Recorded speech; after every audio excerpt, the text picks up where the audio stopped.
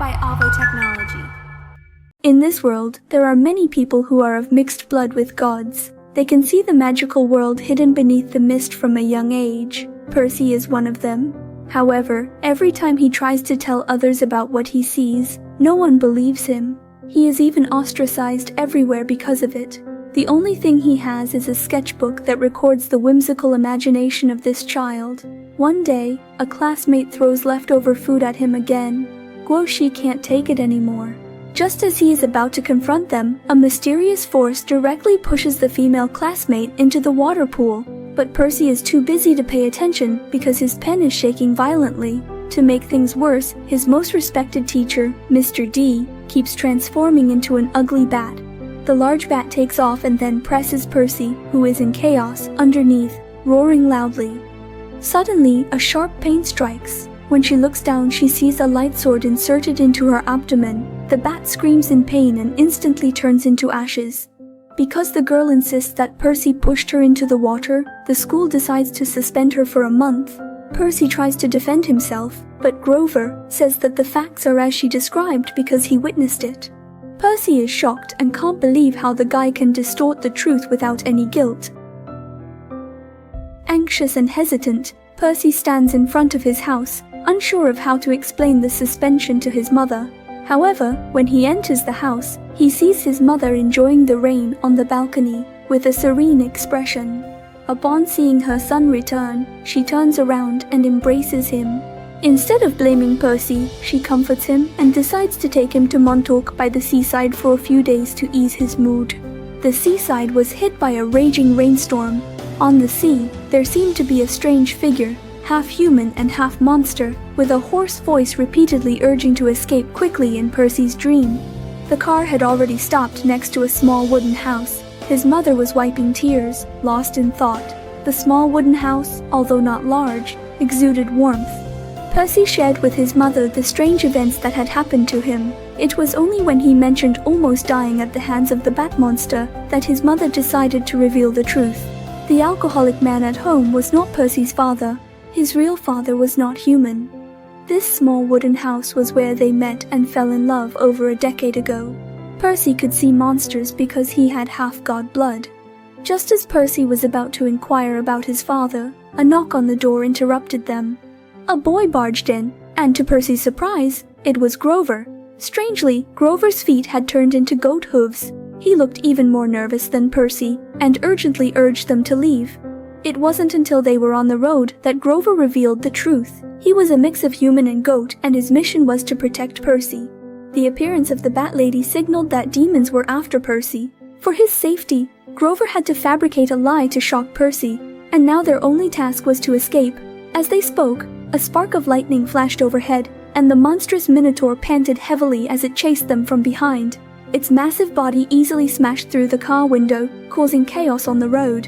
In desperation, Percy's mother shifted gears and slammed the accelerator, narrowly escaping. Minotaur was also directly hit and thrown out by the oncoming car. The car went out of control. Fortunately, none of them were in life-threatening danger. They helped each other and continued their escape. Grover informed everyone that there was a barrier at the mountaintop, and they were not far from the safe zone. Unfortunately, the three of them had to part ways because Percy's mother, being human, couldn't cross the barrier. Just at that moment, the Minotaur followed the scent and caught up with them. Percy's mother hurriedly picked up Percy's jacket and urged them to leave quickly. She then shook the jacket and loudly attracted the Minotaur's attention.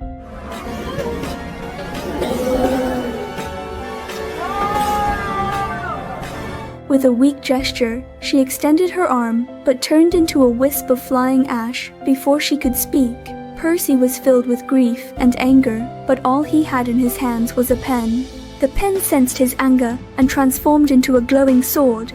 The Minotaur noticed Percy not far away, and both of them charged towards each other at a rapid pace.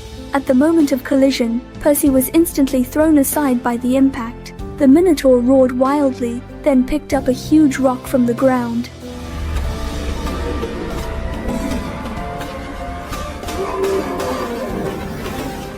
Taking advantage of the Minotaur's horns entangled in vines, Percy agilely climbed up its hind legs. The Minotaur spun frantically. unable to shake off Percy. It continued to collide, but other than breaking its own horns, it didn't achieve much. In a crucial moment, Percy yanked off one of the Minotaur's horns and ruthlessly stabbed it. The monster instantly turned to dust. When Percy woke up again, all he saw was a looming dark figure beside him, and a creature that was half human and half beast. This is a centaur named Chirong, the administrator of this safe zone. Gods often have relationships with humans, resulting in many demigods. When these children reach a certain age, they are brought here because this safe zone was specially created for them. The nearby mountain peaks have barriers protecting the safe zone, invisible but effective in preventing humans and demons from entering. The 12 gods have each built their houses here, and any child of a god can safely reside. Percy doesn't know who his father is, so Chirong takes him to the house of the god of travel, the most gentle and kind god. All unclaimed children temporarily stay here. Percy feels uneasy, unaware that his fame spread when he killed the Minotaur. The boy plans to help Percy familiarize himself with the environment, but a curly-haired girl named Teresa, the daughter of the god of war, deliberately provokes and pushes Percy down. She doesn't believe Percy could defeat the Minotaur with his small frame. After Teresa leaves, Luke tells Percy that the children here are all offspring of gods, and rebelliousness is inherited. To gain respect, one must earn glory, and there are various ways to achieve it, such as archery or blacksmithing.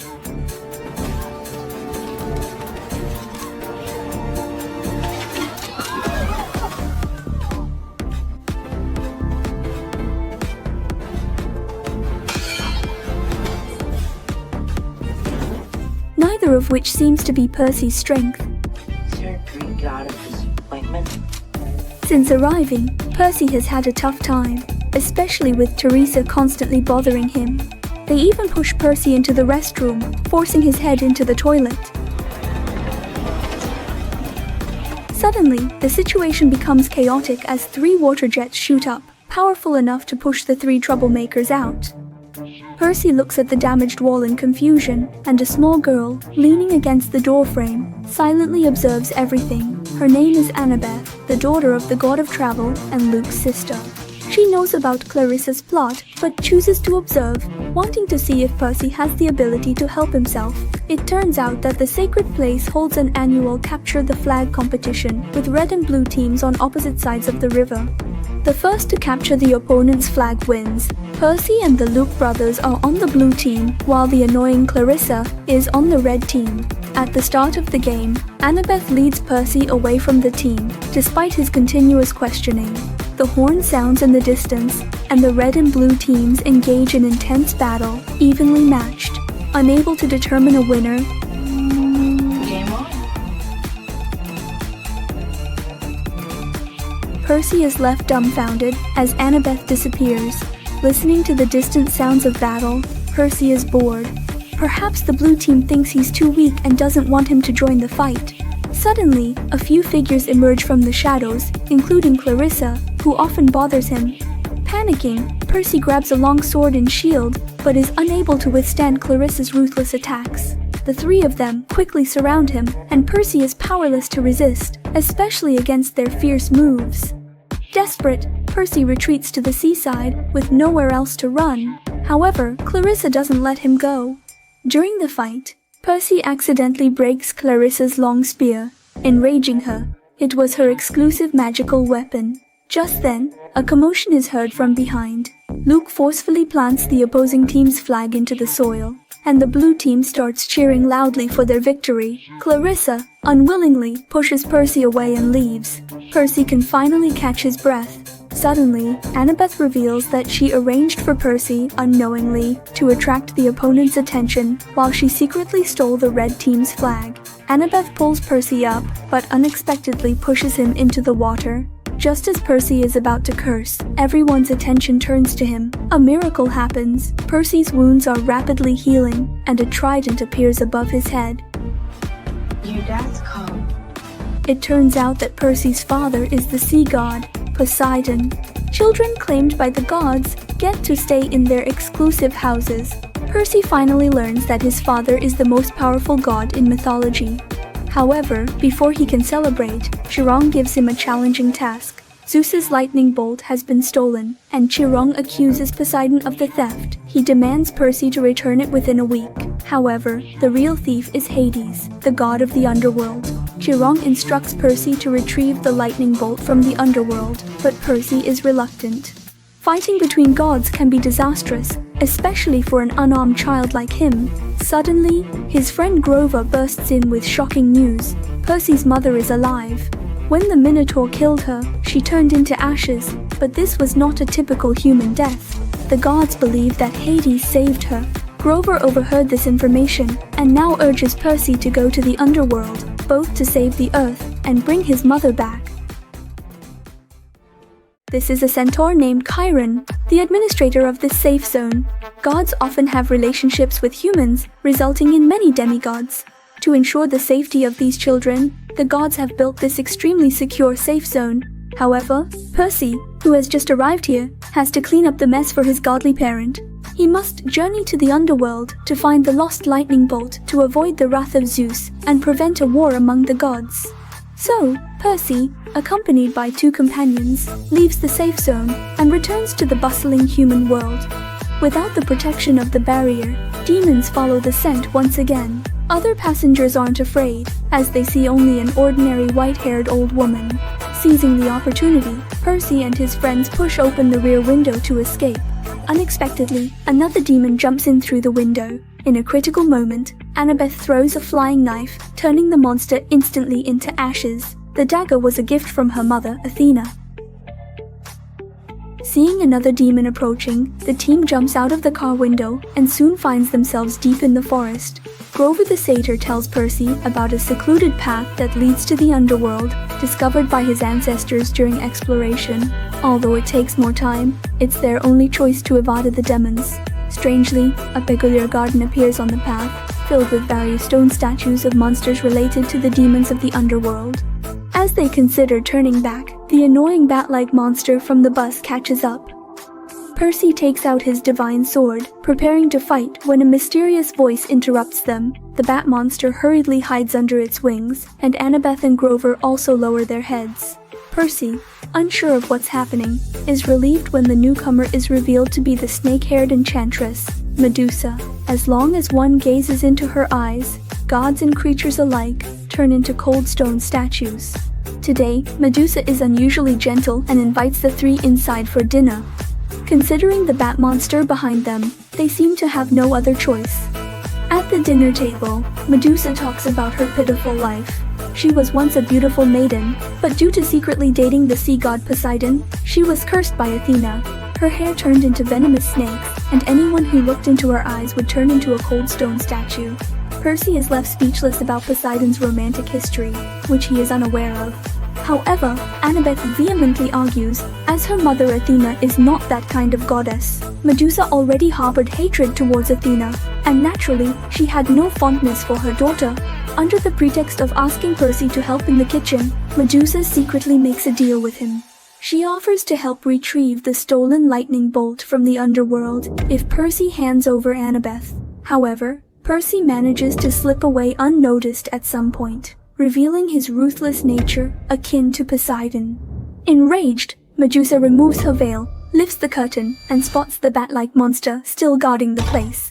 Realizing that Percy and his friends must be hiding inside, Medusa looks around and finds that the door to the secret room has been opened, confirming Percy and the others are hiding there. A flame descends down the stairs, revealing the hidden chamber filled with various stone statues of humans and monsters, including Yang, the guardian appointed by the gods. Medusa is blatantly challenging the gods.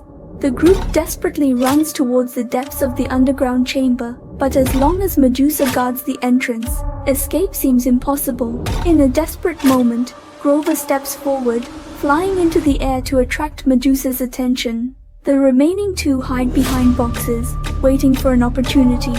When Medusa approaches, Percy, with closed eyes, seems unable to launch an attack. Suddenly, Grover loses balance in the air and falls down. Seizing the chance, Annabeth stretches her shadow onto Medusa's head, allowing Percy to swing his sword. The sound of a heavy object hitting the ground indicates that Medusa has lost her head. However, Percy and the others remain cautious because they are unsure whether Medusa's curse has been lifted. Carrying Medusa's head, Percy steps outside into the courtyard. When Bat Lady sees Percy alone, she prepares to attack. Unexpectedly, she meets Medusa's gaze, and in an instant, she crumbles into dust. With all the trouble resolved, Percy suddenly decides to send the troublesome head back to Olympus. Since it's a problem caused by the gods, he chooses to return it and let them handle it themselves. The delivery person carries the box to the Empire State Building. With a gentle twist of the key, buttons for 600 floors appear in the elevator. It remains uncertain whether the 12 Olympians, upon receiving the delivery, will be surprised or alarmed. Meanwhile, on Percy's journey to the underworld, he encounters another terrifying monster. The woman waves her hand, and in front of the boy appears a massive monster. With another wave of her hand, the boy's only escape route is blocked. Percy finds himself in a dilemma and has no choice but to confront the monster head-on. Despite his small strength, he swings his sword with all his might. However, the monster easily sends him flying. Percy clings to a pole for dear life, but the woman watches without intervening. After enduring for a while, Percy finally falls from a height of 100 meters.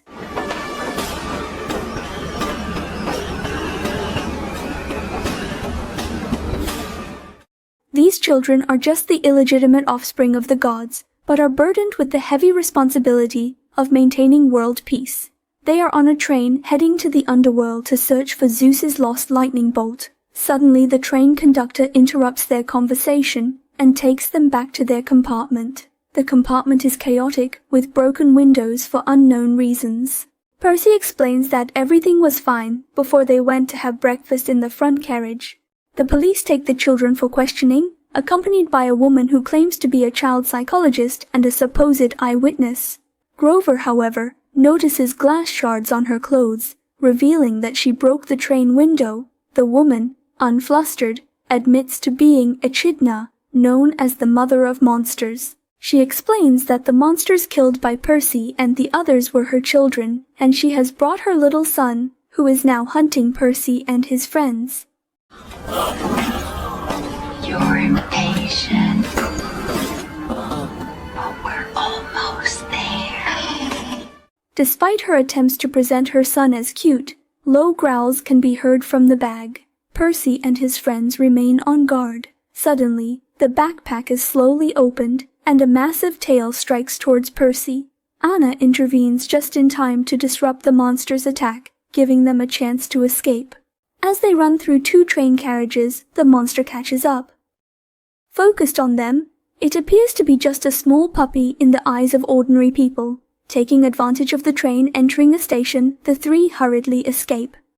Anna leads them into the city, mentioning a temple dedicated to the goddess Athena, where they would be safe as monsters dare not enter without the permission of the gods. However, Percy's condition is not good, likely due to the poison from the monster's tail needle. Annabeth and Grover put Percy into a pool, hoping that the divine power of Poseidon, the sea god, could help him recover. Unfortunately, it seems to have little effect. Just then, a car accident occurs on the street, indicating that Echidna and her monster son are approaching. Strangely, she seems unafraid of the divine pressure of the gods and walks in boldly. Unbeknownst to them, the previous day, they had chopped off the head of Medusa and mischievously mailed the head back to the headquarters of the gods. The gods, in response, decide to punish them. Percy and his friends, unaware of the gods' irritable temperaments, take an elevator to the temple where Athena's altar is located. However, upon reaching the final staircase, they find it crowded with tourists. In desperation, Annabeth presses the fire alarm button and instructs Grover to lead Percy into the crowd of tourists to escape. She stays behind to delay Echidna. Percy, carrying his only weapon, decides to give it to Annabeth.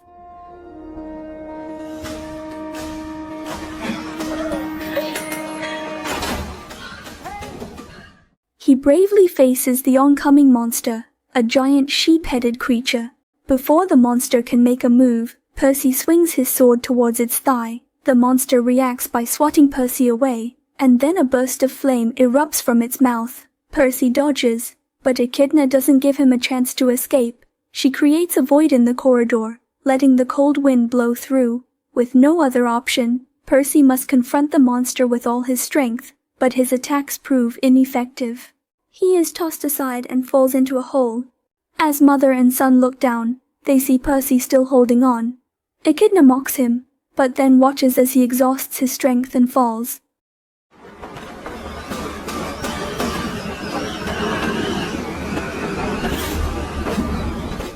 Suddenly, a water column appears out of nowhere. Poseidon, unable to resist intervening, saves Percy. Percy, who had an inexplicable fear of water in his childhood, is now surrounded by that fear again. However, a water nymph appears, soothing Percy and advising him not to panic.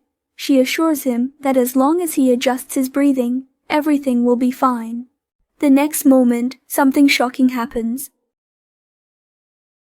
This is the golden throne weighing tens of thousands of tons. The shield that the children desire is above the throne. Percy just sat on it, and the mechanisms behind it began to activate. Then, layers of gold foil climbed up his thighs. Percy tried to stand up, but found himself completely immobile. It turns out the chair was crafted by the fire god Hephaestus. Anyone who approaches him will be cursed, even Percy, the son of the sea god. The story continues from the previous installment. Under the relentless pursuit of the mother-son duo, Percy eventually fell from a height of 10,000 meters. Fortunately, Father Poseidon intervened in time, saving his life. The three of them set out on the road to the underworld again. They now trust no one because monsters can shapeshift, making them unpredictable. Hearing distant rumbling, they quickly hid by the roadside. Annabeth's mood was very low all the way. Upon Percy's inquiry, she revealed that she had just seen three strange old ladies. Annabeth recognized them as the Fates. The old ladies cut a thread in front of them, indicating that one of them would die. As she finished speaking, a motorcyclist stopped behind them. He asked if they needed help. Percy firmly refused, but the man continued, saying that at their current shaky speed, even if they could reach Las Vegas, the food would have gone cold. Obviously, the man knew Percy. As your big cousin, I feel like maybe I want to give you a hand. Cousin? Ares. It turns out the man is Ares, the war god and son of Zeus. He can provide transportation for them, but Percy needs to help him with a favor in return. It seems like a fair exchange. Ares takes them to a fast food restaurant, and Percy directly asks about the conditions of the exchange.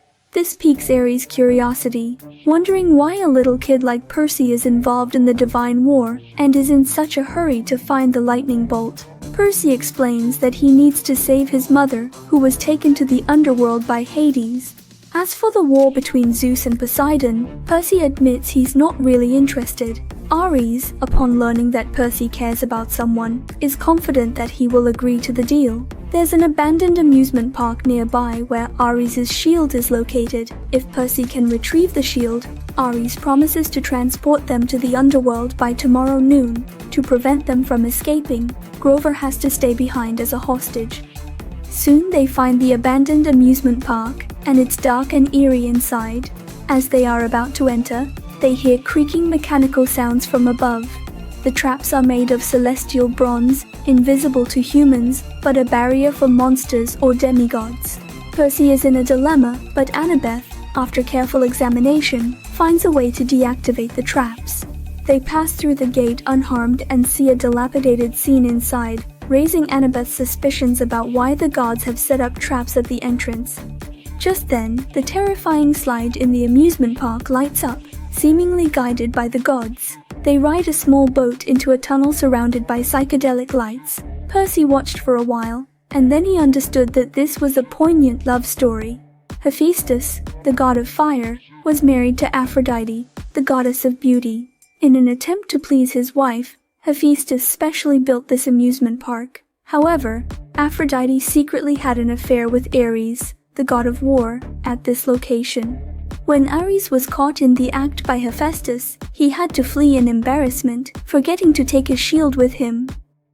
The story of the gods had just finished when they reached the end of a small stream.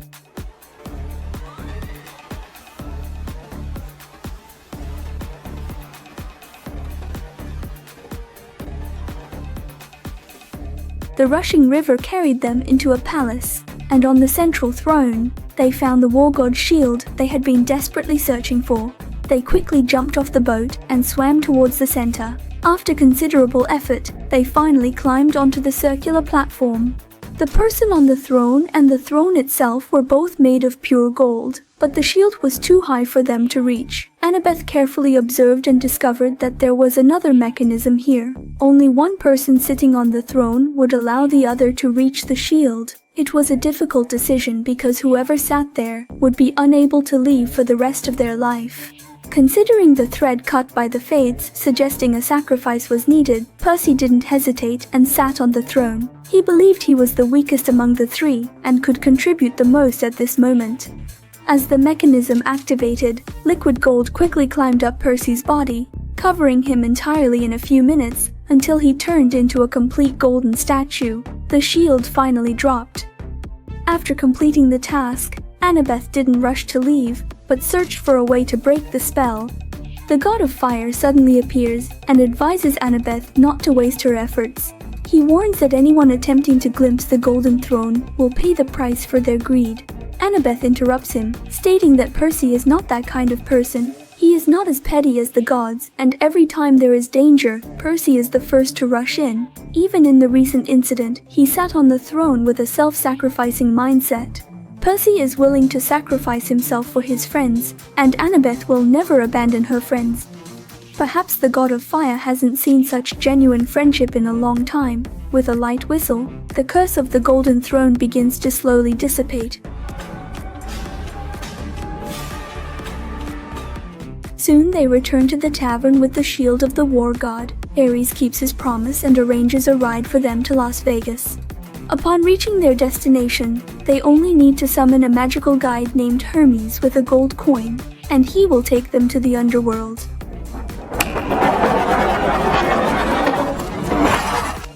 This is the elf messenger of the sea god Poseidon. She was sent to meet Percy and help him go to the underworld.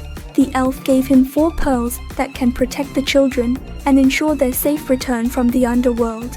The story continues from the previous part, where the war god Ares helped them find a ride to Las Vegas. However, the car is filled with animal dung and a foul smell. Grover has to climb onto the roof to breathe fresh air. Annabeth even suspects that Ares is deliberately playing a prank on them. At this moment, Grover suggests a bolder idea. I think I got it out of it. I know who stole the master mold. Well, now I certainly can't. If you tell him we're going to see Hermes, he's gonna try to talk us out of it. Percy recalls how Clarisse used to trouble him when he first arrived at the camp Half-Blood. Now, he suspects that she might have stolen the lightning bolt. With the impending war among the gods, Chiron, the camp's administrator, is likely too busy to question Clarisse. They soon arrive in Las Vegas, and the beautiful building is the Lotus Hotel. Annabeth warns Percy not to eat anything inside, as it may cause memory loss. Surprisingly, the hotel has an underground amusement park, and finding Hermes here seems like an impossible task. The three decide to split up, with Annabeth and Percy heading east and Grover going west. They agree to meet back in the lobby in 20 minutes. Grover encounters an old friend Augustus, but to his surprise, he doesn't recognize him at all. Grover brings up past memories along the way, hoping to help Augustus regain his memory. No, you don't remember me. You ate the lotus flowers. This strategy initially works, and Augustus remembers Grover, agreeing to take him to find Hermes. However, after a few steps, his memory becomes confused again. Sorry, have we met? Even Grover falls victim to the memory confusion. What's happening here? On the other side, Annabeth and Percy finally find Hermes at a card table. As the god of travel, he naturally has a way to enter the underworld, but this time he seems unwilling to help. He mentions that those he sent to the underworld before met tragic fates. Since Percy and Annabeth are Luke's best friends, he doesn't want to be the one sending them into the abyss. Seeing no hope, Annabeth turns and walks away, with Percy following suit. Makes you feel any better, it won't be much use now anyway. What's that supposed to mean? Realizing the problem, Percy quickly ran out and discovered that things had indeed gone awry. Despite remembering being there for only 20 minutes, the current time indicated that several days had passed. It turns out that the real cause of memory loss wasn't the food, but the air. Percy now only has a week to reach the underworld, and the situation becomes more urgent. Fortunately, Annabeth's ability to become invisible comes in handy. She had discreetly taken Hermes' car keys during their conversation. Once they found Grover, they would left the cursed place. Just as they were leaving, Augustus came down the escalator. Man, Grover got really old. I want to revenge here. They have little time left to reach Tranquility, and the stakes are high. With Augustus leading them, they eventually find Grover, who is busy having fun gaming. Unfortunately, Grover has severe memory loss, and Percy forced to bring him to the underground parking lot. Once they find Hermes' taxi, Annabeth notices a letter stuck in the glass. It turns out that despite Hermes verbally refusing to help, he secretly left a method to enter the underworld. The taxi, a thoughtful ride provided by Hermes, has the god's power to help the driver reach any desired location. Despite Percy's initial plan to drive, the moment the car starts, everyone is terrified by Percy's gruesome driving skills. Eventually, Percy manages to drive them out of the garage.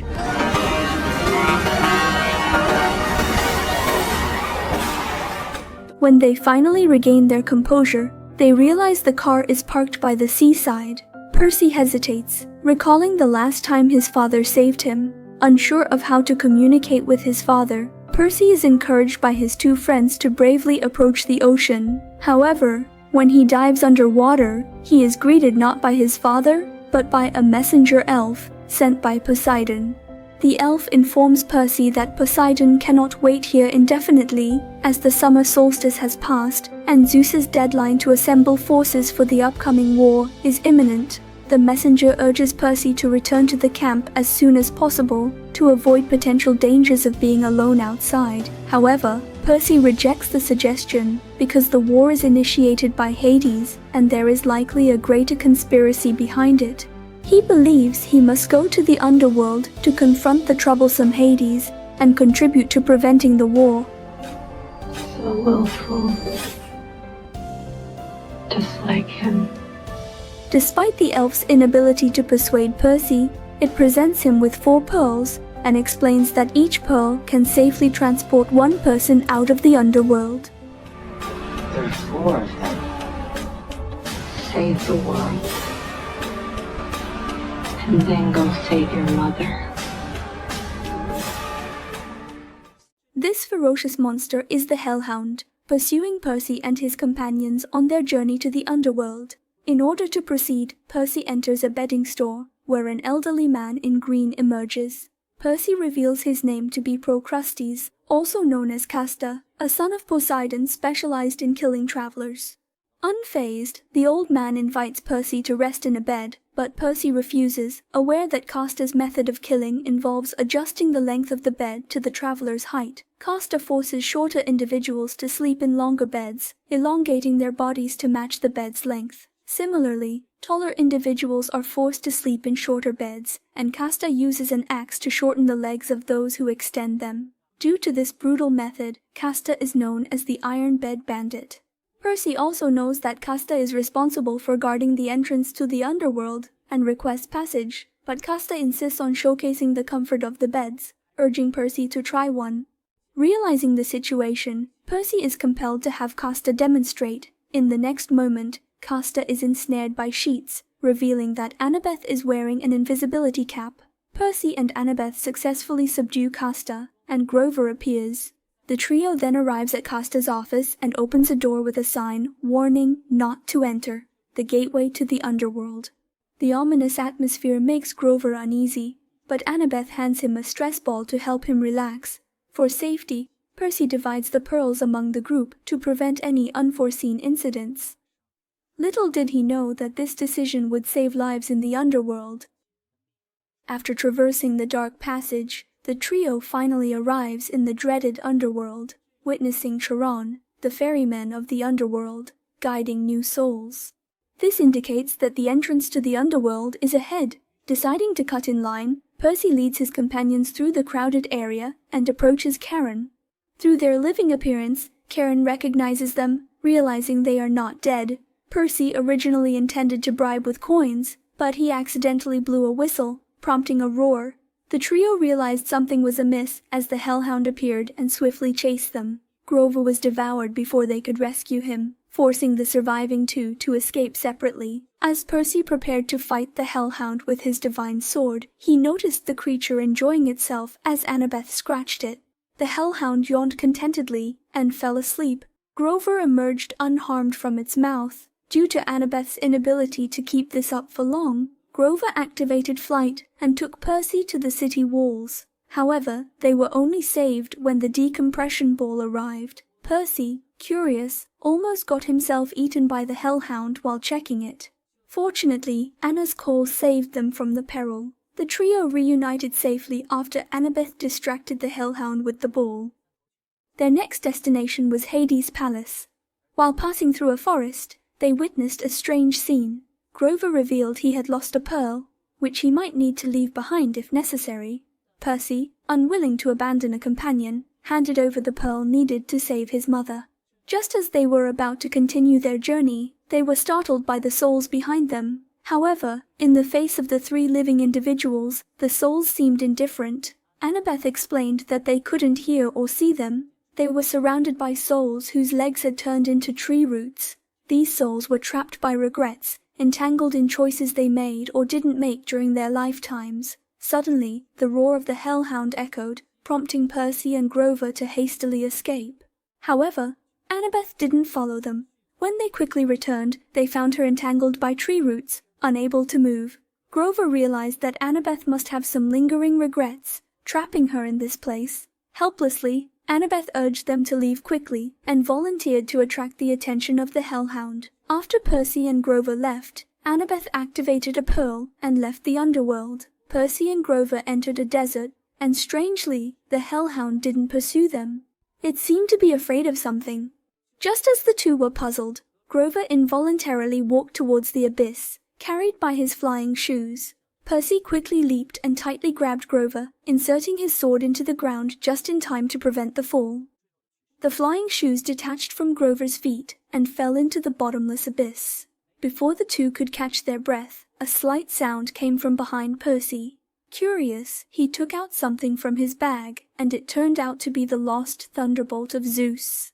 He suddenly realized that it was the backpack given to him by the war god Ares. Ares had stolen the thunderbolt and had been deceiving them. It seemed that Ares was in league with Hades. Whether this was true or not could only be confirmed by meeting Hades. Now that the thunderbolt was found, they only needed to rescue Percy's mother.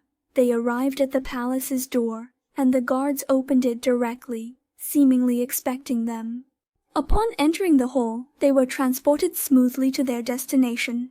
Hades quickly approached, welcoming their arrival. Percy directly demanded the release of his mother, and without hesitation, Hades led them to her. Afterwards, Hades asked Percy to hand over something in exchange for taking his mother. However, Percy couldn't give up the thunderbolt, as it would fulfill the conspiracy between Ares and him, leading to the war among the gods. Percy's words puzzled Hades, as he claimed not to be in collusion with Ares. Hades wasn't after the thunderbolt. He wanted the lost Helm of Darkness. Your what? My helm of darkness, it went missing just days before someone used it to turn invisible and steal the bolt. I'd like it back now, please, and then you get your mom back. Hades' words left Percy perplexed. If it wasn't him who wanted the thunderbolt to provoke a war among the gods, then who could it be? After contemplating for a moment, Percy mentioned a name. Kronos. Due to being chopped into pieces by the combined efforts of Zeus and his brothers, he was sealed deep in the depths of Tartarus, Typhon. This fueled the deep-seated resentment of Kronos, who sought to steal the thunderbolt to weaken Zeus, seize the opportunity to reclaim his throne, and overthrow Olympus. That's why there was something trying to pull them into the abyss As soon as the thunderbolt appeared, the person appearing in Percy's dreams wasn't Hades, but Cronus, the one attempting to overthrow Olympus. Realizing the severity of the situation, Hades asked Percy to seek his protection. If Cronus was summoning Percy first, it indicated danger. As long as Percy sought protection, Hades would keep them safe. He also requested Percy to hand over the thunderbolt to prepare for the upcoming war. Percy agreed to the proposal, but refused to give up the thunderbolt. Instead, he vowed to retrieve the Helm of Darkness in exchange for his mother. He then asked Grover to leave first and activated the pearl himself. They left the underworld, and upon waking up, they found Annabeth already waiting for them. The trio was about to face the formidable war god Ares. Fresh from their return from the underworld, Percy and his companions are about to face the formidable war god, Ares. Despite the powerful adversary, Percy makes a surprising decision. Single combat. What? What? Percy's choice stems from Luke's earlier revelation about the rules of the gods. If an opponent agrees to a one-on-one challenge, the challenger can set the rules. Percy declares that if he manages to land the first hit on Ares, the war god must surrender the Helm of Darkness. Ares bursts into laughter, amused by the audacity of a mere demigod challenging a god. Originally thinking Ares would accept, he instead decides to kill all three to cover up his plans, believing that only erasing all traces of them would keep his scheme hidden. However, Percy persuades Ares that Kronos manipulated him through dreams, intending to spark a war among the gods. Angry, Ares denies the possibility of gods dreaming and rejects anyone telling the god of war how to wage war. Ares charged at Percy, and the two engaged in combat, just as anticipated. Percy, who hadn't undergone brutal battles, was no match for the god of war. He found himself completely overpowered, losing his weapon, and Ares hoisted him high before slamming him forcefully to the ground. Ares delivered another powerful kick, sending Percy flying 100 meters away. It seemed the fight was about to end. However, at that moment, Percy unleashed the power of the sea, summoning a colossal wave that crashed down on Ares.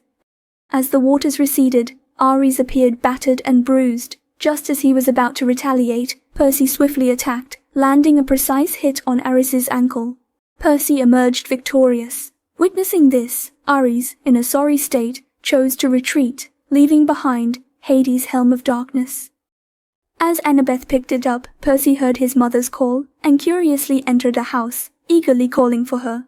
To his surprise, he was greeted not by his mother, but by the goddess of revenge. As she looked at the helm in Annabeth's hands, Percy realized that Hades had sent her to retrieve it. The goddess of revenge revealed that her long-standing mission had always been to recover the Helm of Darkness. Now that Percy had fulfilled his promise, he hoped that Hades would do the same. However, the goddess of revenge remained silent, uttering only cryptic words. Good luck on Olympus. The goddess of revenge continued, expressing her hope that Percy's mother would return before the world faced destruction. When Grover and the others learned of Percy's plan to go to Olympus, they strongly opposed it. However, Percy insisted that he had to go, as he needed to dissuade Zeus to prevent the impending war among the gods and ensure the safety of the human world. Only the lightning thief could capture Zeus's attention. Percy then instructed Grover and Annabeth to return to the camp and warn everyone about Ares and Clarice's plans. Anxious, Annabeth tried to dissuade Percy, warning him that Zeus wouldn't let him leave Olympus alive. Despite knowing the risks, Percy was determined to go. Annabeth reluctantly gave him her mother's ring, hoping that the radiance of Athena would aid him. Alone, Percy entered the Empire State Building and confidently handed over the lightning thief. As the elevator ascended, the doors opened, revealing Olympus, the legendary home of the gods. Following the Eternal Flame's guidance, Percy reached the front of the Grand Hall, where Zeus, with a stern expression, sat on the throne. Zeus approached with astonishment as Percy presented the stolen thunderbolt. Percy quickly explained that he hadn't stolen it, but had found it with his friends, intending to return it within the given time frame. He clarified that it was Kronos who had taken it, planning to break free from the depths of Tartarus. Despite Percy's explanations, Zeus, aware of the gods' political intrigues and deceit, urged Percy to leave. Zeus knew that Kronos would return sooner or later, and the gods' constant scheming was part of their nature. The only reason Percy could leave Olympus alive was because he had shared this crucial information. With this, Percy's fate hung in the balance, and the gods' intricate games played on. Percy tried to prevent the war among the gods, but Zeus was furious and ready to send him away. At a critical moment, the attack was intercepted by another figure, revealing the sea god Poseidon. He declared his surrender in the war, surprising Zeus, who then withdrew his powers. Poseidon requested mercy for Percy's life, as they both had brave children. Zeus agreed and left gracefully. This encounter marked Percy's first meeting with his father, and the atmosphere was somewhat awkward. Poseidon broke the tension by praising Percy's mother for raising him well. When Percy asked if Poseidon dreamed, Poseidon, contrary to Ares' claim that gods don't dream, answered negatively. Ares is a moron. Perhaps you noticed? Of course we dream. Before Percy could comprehend the situation, Poseidon tossed a pearl, teleporting him back to the camp. Upon Percy's return, he received a warm applause from everyone, including Annabeth. However, she directed his attention to Clarisse standing nearby. Annabeth indicated that there was an explanation.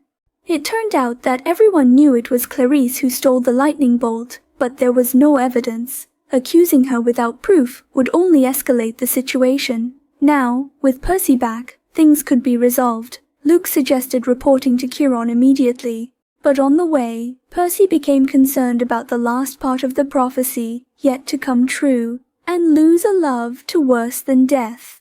While contemplating this, he noticed Luke's strange expression. It dawned on Percy that Clarisse hadn't been apprehended yet because Luke hadn't informed Chiron.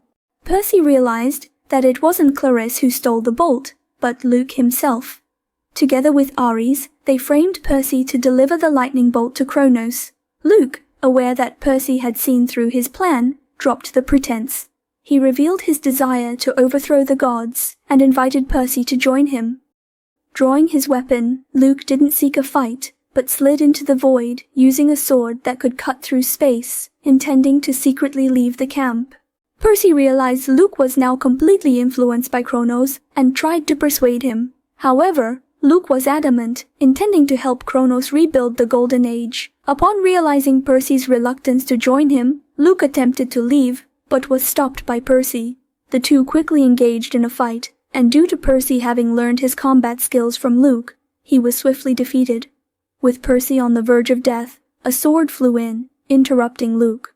Annabeth appeared on the scene, having overheard everything. Luke had no choice but to escape through the open portal.